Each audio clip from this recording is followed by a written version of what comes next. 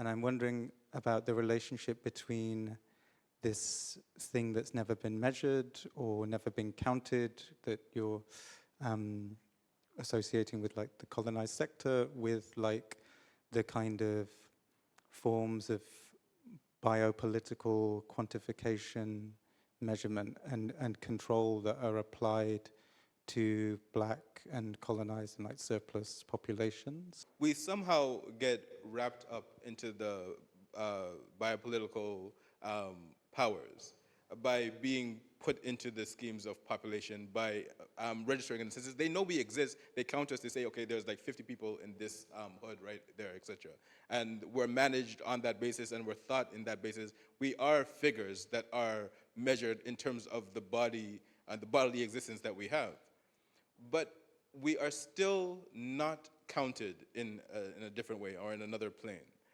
Because it is not like, as I said in the talk, it's not like math, where you were like, okay, well, here is reality, and then here is an additional concept, and so putting these together, you have to think about an entirely different equation, because now, okay, well, everything is rosy and sweet in America, but there's black people suffering.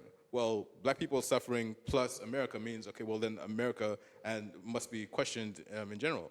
That's not what happens. What ends up happening is that we exist on a plane where we are seen to be recognized as there is black people that are suffering. It exists, but it does not make its way into the equation. It exists as a thing in an entirely different dimension, so that you can both say that you are counted, you can say that you're acknowledged, you say that you are in the footnotes, you've done the work, but it does not change your actual estimation of the United States. This is why you can say that we are sliding into fascism. If you are actually in a prison, in a concentration camp, and you look out your window and there are reservations, and there are people, and there is a land that is constantly under colonial occupation, and that occupation is so blatant that the people who have occupied it before are put onto reservations, and that land has lost its name, has stripped itself of its minerals, stripped its being of concept of time, of language, and the beings that are put in are also stripped of language and culture, etc. If this type of perfection of a totalitarian drone strike on life exists everywhere and all around you at all times, and it is the condition of this thing called America, you cannot then say we are sliding into fascism. Because if you're in the prison, you cannot say this is becoming a prison.